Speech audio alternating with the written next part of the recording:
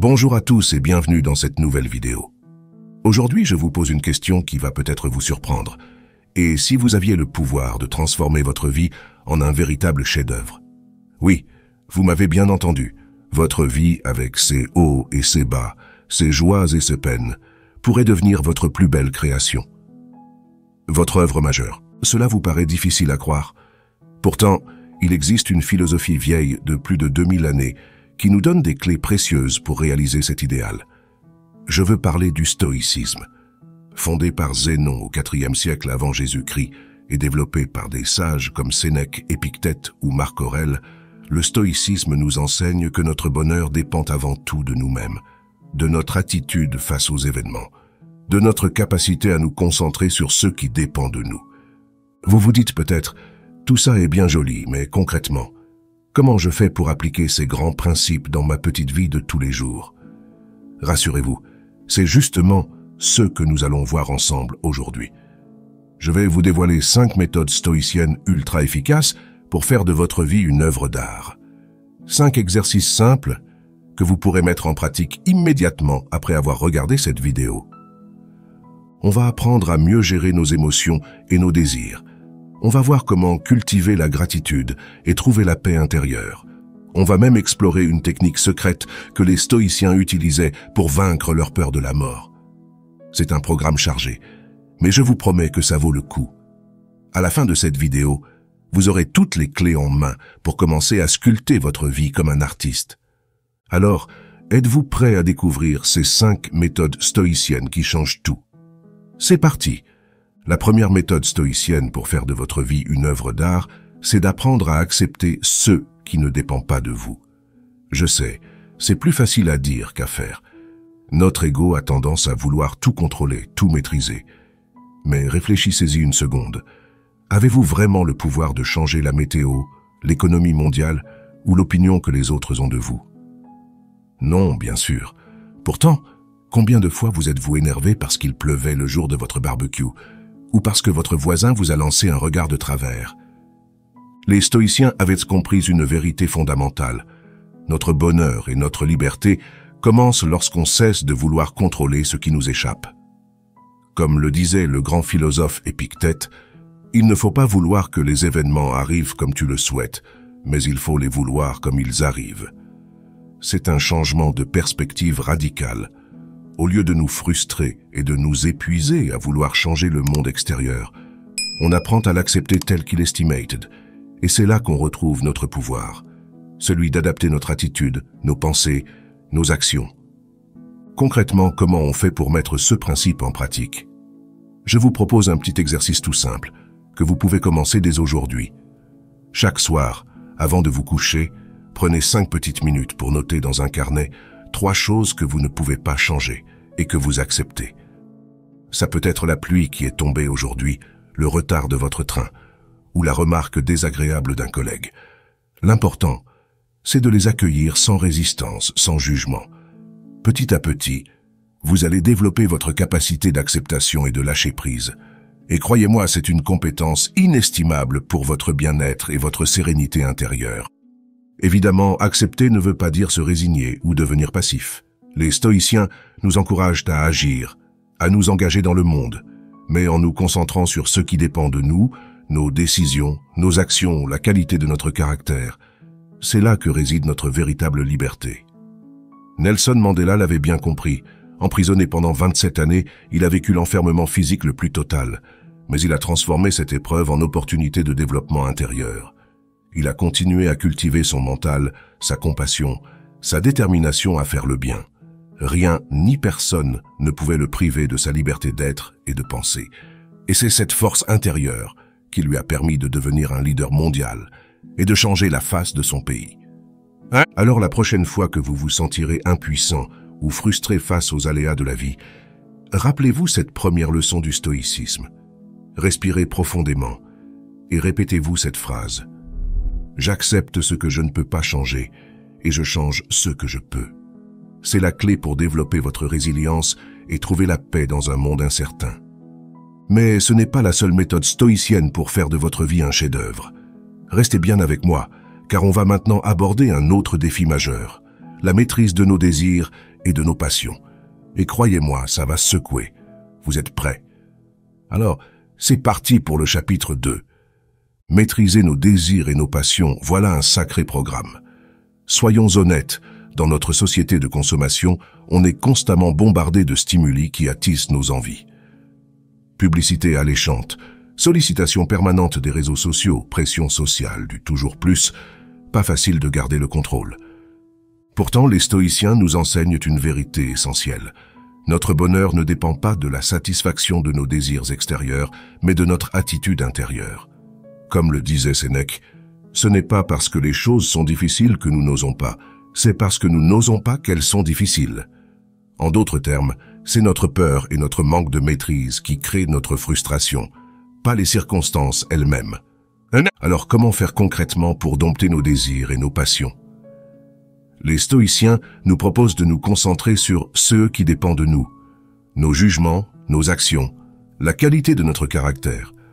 Plutôt que de courir après les plaisirs éphémères et les satisfactions matérielles, on cultive la vertu, la sagesse, le contentement intérieur. C'est un changement de focus radical. Je vous entends d'ici.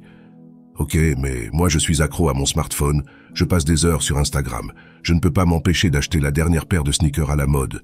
Comment je fais pour me libérer de tout ça? Rassurez-vous, même les plus grands sages ont commencé petits.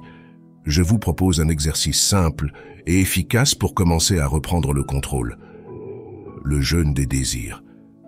Pendant 24 heures, vous allez vous abstenir volontairement de tout ce qui stimule vos envies superficielles. Réseaux sociaux, shopping, fast-food, séries, Netflix, on met tout ça sur pause. À la place, vous allez vous concentrer sur des activités simples et nourrissantes. Lire un bon livre, prendre un bain, méditer, avoir une conversation profonde avec un ami. L'idée, c'est de vous reconnecter avec ce qui compte vraiment, ce qui vous fait du bien sur le long terme. Évidemment, cet exercice peut sembler difficile au début. Vous allez peut-être ressentir des sensations de manque, d'ennui, d'irritabilité. C'est normal. C'est le signe que vous êtes en train de désintoxiquer votre mental des stimulations permanentes. Mais au bout de quelques heures, vous allez commencer à ressentir un grand sentiment de liberté et de clarté. Comme si on avait nettoyé les vitres de votre esprit et que vous pouviez enfin voir le paysage dans toute sa splendeur. Imaginez si vous arriviez à cultiver cet état d'esprit sur le long terme. Si, au lieu d'être esclave de vos désirs, vous étiez capable de les maîtriser et de les orienter vers ce qui est vraiment important pour vous. C'est ça, la clé de la liberté intérieure et du bonheur durable. Et c'est un trésor que personne ne pourra jamais vous enlever. Alors, êtes-vous prêt à relever le défi du jeûne des désirs? 24 petites heures pour commencer à reprendre le contrôle de votre vie. C'est un premier pas crucial pour faire de votre existence une véritable œuvre d'art. Mais il y a une autre attitude qui peut totalement transformer votre quotidien et dont on ne parle pas assez. Vous voulez la connaître? Rendez-vous dans le prochain chapitre, où l'on va explorer la puissance méconnue de la gratitude. La gratitude. Voilà un super pouvoir qui est à la portée de tous, mais qu'on néglige bien trop souvent. Dans notre course effrénée vers toujours plus, on a tendance à se focaliser sur ce qui nous manque, sur ce qui ne va pas comme on veut. Résultat, on rumine, on s'agace, on se plaint en permanence. Et pendant ce temps-là, on passe à côté de tous les cadeaux que la vie nous fait à chaque instant. Les stoïciens l'avaient bien compris. Cultiver la gratitude, c'est le remède absolu contre la frustration et l'amertume. Comme le disait l'empereur philosophe Marc Aurèle, ne te lasse pas de considérer combien de précieux avantages tu as reçus. Quand on prend le temps de contempler tout ce qu'on a déjà, les soi-disant problèmes prennent tout de suite une autre couleur. Vous vous dites peut-être, « Ok, mais moi en ce moment tout va mal, mon boss me harcèle, mon conjoint m'énerve, mes enfants me rendent dingue, je n'ai pas vraiment de raison d'être reconnaissant. » Détrompez-vous. Même dans les pires moments, il y a toujours des petites pépites à savourer. Un coucher de soleil flamboyant, un sourire complice avec un inconnu, le plaisir d'une tasse de thé fumante. Ce sont des détails, certes, mais qui ont le pouvoir d'enchanter notre quotidien si on leur accorde notre attention. Et les bénéfices de la gratitude ne s'arrêtent pas là. De nombreuses études scientifiques ont montré qu'elle booste notre niveau de joie, qu'elle renforce nos relations, qu'elle améliore même notre santé. Quand on est reconnaissant, on se sent plus connecté aux autres et à la vie. On relativise nos tracas, on gagne en perspective et en résilience. C'est un cercle vertueux sans fin. Alors, comment faire concrètement pour cultiver la gratitude au quotidien? Je vous propose un petit exercice tout simple, directement inspiré des pratiques stoïciennes. Chaque soir, avant de vous coucher, prenez 5 minutes pour noter dans un carnet 3 choses positives qui vous sont arrivées pendant la journée. Ça peut être un compliment que vous avez reçu, un moment de complicité avec un ami, une bonne nouvelle inattendue. L'important, c'est de les savourer, de les revivre en pensée et de dire un petit merci intérieur. Au début, ça peut vous sembler un peu artificiel, un peu forcé, mais au fil des jours, vous allez développer un véritable réflexe de gratitude. Votre cerveau va s'entraîner à repérer automatiquement les aspects positifs de votre vie, plutôt que de se focaliser sur les négatifs. C'est un changement de regard total qui peut transformer même les journées les plus moroses en terrain d'aventure et de découverte. Un grand cinéaste du XXe siècle, Alfred Hitchcock, a dit un jour « La seule façon de vivre, c'est de s'émerveiller de tout ». Eh oui, même le maître du suspense avait compris l'importance de la gratitude. Alors n'attendez plus, saisissez votre carnet et commencez dès ce soir votre entraînement à l'émerveillement. C'est une compétence qui vous servira toute votre vie, dans les bons comme dans les mauvais moments. Mais pour vraiment passer au niveau supérieur dans l'art de vivre, les stoïciens nous invitent à cultiver une autre qualité essentielle, un indice, ça a à voir avec notre rapport au temps et à la finitude. Vous avez une idée? On en parle juste après la pause, restez bien avec moi. Vous l'avez deviné, la qualité essentielle dont je voulais vous parler, c'est la conscience de notre mortalité, ou, comme disaient les stoïciens en latin, memento mori, souviens-toi que tu vas mourir. Je sais, dit comme ça peut sembler un peu morbide, un peu déprimant. Mais en réalité, c'est tout le contraire. Garder à l'esprit notre finitude, c'est le meilleur moyen de vivre intensément et vertueusement. Sénèque, le grand philosophe romain, l'exprimait merveilleusement. Formons sans cesse notre âme à ce détachement. C'est à ce prix que nous vivrons vraiment. Quand on réalise que notre temps sur Terre est compté, on arrête de le gaspiller dans des activités futiles ou des ruminations stériles. On se concentre sur l'essentiel. Aimer, créer, apprendre, transmettre. On ose enfin devenir la meilleure version de nous-mêmes. C'est exactement ce qui est arrivé à mon amie Sophie. Pendant des années, elle a vécu dans la peur constante de la mort, au point de développer des crises d'angoisse et d'agoraphobie. Elle s'est coupée de ses amis, a abandonné ses passions, s'est terrée dans une existence terne et routinière. Et puis un jour, elle est tombée sur cette citation de Sénèque. Ça a été un véritable déclic existentiel. Elle s'est rendue compte que sa peur de mourir l'empêchait en réalité de vivre pleinement, que chaque moment passé à angoisser était du temps volé à sa propre existence. Alors, elle a décidé de faire un pas courageux. Elle a commencé à apprivoiser sa finitude, à se familiariser avec l'idée de sa propre mortalité. Comment? En utilisant un exercice puissant recommandé par les stoïciens, la visualisation de sa propre mort. Chaque matin, Sophie prenait quelques minutes pour s'imaginer que la journée qui commençait était la dernière de sa vie. Elle visualisait en détail tout ce qu'elle voudrait avoir vécu, dit, accompli, avant de rendre son dernier souffle. Les gens qu'elle voudrait avoir serrés dans ses bras, les projets qu'elle voudrait avoir réalisés, les mots d'amour ou de gratitude qu'elle souhaiterait avoir prononcés. Et à chaque fois, ça lui donnait une énergie et une détermination incroyables pour aller au bout de ses rêves. Bien sûr, ça n'a pas été un changement du jour au lendemain. Il a fallu du temps pour que Sophie domine sa peur et reconnecter avec ses élans de vie. Mais au fil de sa pratique, elle est devenue de plus en plus sereine, audacieuse et enthousiaste. Elle s'est remise à voyager, à peindre, à chanter. Elle a renoué des liens profonds avec ses proches. Bref, elle a commencé à vivre chaque jour comme si c'était à la fois le premier et le dernier, avec un mélange de fraîcheur et d'intensité. Cet exercice de visualisation peut sembler un peu effrayant au début, j'en conviens. Mais je vous garantis que c'est l'un des plus puissants pour vaincre vos peurs et libérer votre énergie de vie. Alors, si vous vous sentez prêt, installez-vous confortablement, fermez les yeux et imaginez qu'aujourd'hui est votre dernier jour sur Terre. Qu'avez-vous envie de vivre? Qu'avez-vous envie de donner? Qu'avez-vous envie de célébrer? Prenez le temps de le découvrir. Votre vie en sera à jamais enrichie et intensifiée. Croyez-moi, il n'y a pas de plus belle façon d'honorer ce merveilleux cadeau qu'est notre existence. Comme le disait si bien le poète latin Horace, « Cueille le jour présent sans te soucier du lendemain ».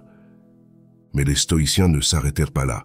Il y a un dernier ingrédient essentiel pour faire de notre vie une véritable œuvre d'art. Un ingrédient qui fait toute la différence entre une existence subie et une destinée choisie. Vous voulez savoir de quoi il s'agit? Alors ne bougez pas, on se retrouve dans un instant pour le chapitre final. Nous y voilà, le dernier ingrédient du cocktail stoïcien pour une vie réussie. Viser l'excellence morale dans chacune de nos actions. C'est le grand idéal des philosophes du portique, vivre chaque jour dans la droiture, le courage et l'intégrité. Faire de notre existence un modèle de sagesse et de vertu. Marc Aurèle, l'empereur philosophe, résumait merveilleusement cet idéal dans ses pensées pour moi-même. La perfection des mœurs consiste en ceci, passer chaque jour comme si c'était le dernier. Vous imaginez ce que ça donnerait si nous agissions en permanence comme si le regard de l'éternité était posé sur nous, si nous posions chacun de nos actes en nous demandant « Est-ce que je serais fier de laisser ça comme dernière trace de mon passage sur Terre ?» C'est exactement le défi que s'est lancé mon ami Alexandre. Alexandre était un brillant homme d'affaires, à la tête d'une grande entreprise de cosmétiques. Il avait réussi très jeune et il menait une vie de luxe et de plaisir entre Paris, New York et Dubaï. Mais malgré sa réussite apparente, il ressentait un vide intérieur, une impression de passer à côté de l'essentiel, comme si sa vie manquait de sens et de grandeur. Un jour, il est tombé sur cette citation de Marc Aurèle. Ça a été une révélation. Il a compris que le seul bien véritable, la seule richesse qui compte vraiment, c'est l'excellence morale. Les stoïciens définissent ça comme un mélange de 4 vertus cardinales, la sagesse, le courage, la justice et la tempérance. 4 qualités qui font de nous des êtres humains accomplis, dignes d'admiration et de respect. Alors Alexandre a décidé de faire une expérience radicale. Pendant un mois, avant chaque décision, chaque conversation, chaque action, il s'est posé une question toute simple. Que ferait la meilleure version de moi-même dans cette situation? La version la plus sage, la plus intègre, la plus courageuse de lui-même. Et à chaque fois, il a agi en conséquence, même si ça lui demandait de sortir de sa zone de confort ou de renoncer à des avantages à court terme. Au début, ça n'a pas été facile. Il a dû affronter les moqueries de certains de ses amis, qui ne comprenaient pas son changement de comportement. Il a perdu quelques contrats juteux parce qu'il refusait de verser des pots de vin ou de fermer les yeux sur des pratiques douteuses. Mais à chaque non difficile, il sentait grandir en lui un sentiment de fierté et d'alignement avec ses valeurs. Pour la première fois de sa vie, il avait l'impression d'être pleinement lui-même, de marcher la tête haute sur son propre chemin de vie. Et puis avec le temps, sa réputation d'intégrité a commencé à lui ouvrir de nouvelles portes. Des partenaires de confiance, des clients fidèles, des collaborateurs inspirés par son exemple. Son entreprise est devenue leader dans le domaine du commerce équitable et des cosmétiques naturels. Et surtout, Alexandre s'est mis à rayonner d'une joie nouvelle, celle d'un homme qui a trouvé son assiette et sa mission dans l'existence. Aujourd'hui, il poursuit inlassablement son idéal d'excellence morale, dans sa vie professionnelle comme dans sa vie personnelle. Et quand je lui demande ce qui le motive, jour après jour, à toujours viser plus haut, il me répond avec un sourire. Je me prépare pour mon dernier jour. Je veux qu'au moment de faire mes adieux, je puisse me dire « J'ai vécu en homme de bien. J'ai apporté un peu plus de beauté et de justice dans le monde. Je suis prêt. » Cet exemple montre bien que l'intégrité n'est pas une contrainte, mais au contraire une incroyable force de vie. Quand on s'efforce de toujours donner le meilleur de soi-même, on attire à soi le meilleur de l'existence. On devient comme un aimant à miracle, porté par la satisfaction profonde du devoir accompli. Et vous savez quoi? Cette quête d'excellence est à la portée de chacun d'entre nous. Elle ne demande pas de talent exceptionnel, de moyens extraordinaires, juste une volonté sincère de cultiver le meilleur de notre humanité, jour après jour, acte après acte, de faire de notre vie un chef-d'œuvre de caractère et de vertu. Alors si vous ne deviez retenir qu'une chose de toute cette vidéo, Voici ce que je vous dirai. Demandez-vous dans chaque situation importante ce que ferait la meilleure version de vous-même, celle qui est à la hauteur de vos plus hautes valeurs. Et puis faites-le sans hésiter, en sachant que l'univers conspire toujours en faveur des audacieux et des intègres. Et voilà, c'est ainsi que s'achève notre exploration des 5 secrets stoïciens pour faire de notre vie une œuvre d'art. J'espère de tout cœur que cette vidéo vous a inspiré et outillé pour affronter les défis du quotidien avec plus de sérénité, de gratitude et de plénitude. Si vous avez aimé ce contenu, n'hésitez pas à vous abonner à la chaîne et à activer les notifications pour ne rien manquer des prochaines vidéos. Je vous propose d'ailleurs un petit défi pour les 3 semaines à venir. Choisissez l'un des 5 exercices qu'on a explorés ensemble et mettez-le en pratique chaque jour. Notez les changements que vous observez dans votre humeur, votre énergie, vos relations. Je suis sûr que vous serez surpris par l'impact que peuvent avoir ces petits ajustements. N'oubliez jamais, votre vie est votre œuvre majeure, le grand poème que vous écrivez à chaque instant. Alors, saisissez votre plus belle plume et tracez-y des vers vibrants de sens et de noblesse, pour qu'au soir de votre existence, vous puissiez relire le chef-d'œuvre de votre destinée avec un sourire satisfait, en vous disant « J'ai fait de mon mieux, j'ai vécu en cohérence avec mes valeurs, je ne regrette rien ». Et puisqu'on parle de vivre sans regret, je vous révèle que les stoïciens avaient un ultime secret pour affronter sereinement les aléas de l'existence, un trésor de sagesse inestimable qui nous permet de garder l'équilibre et la joie même dans les tempêtes les plus rudes. Mais je garde ça pour la prochaine fois. Alors à très vite les amis, et d'ici là, portez-vous bien et vivez stoïque.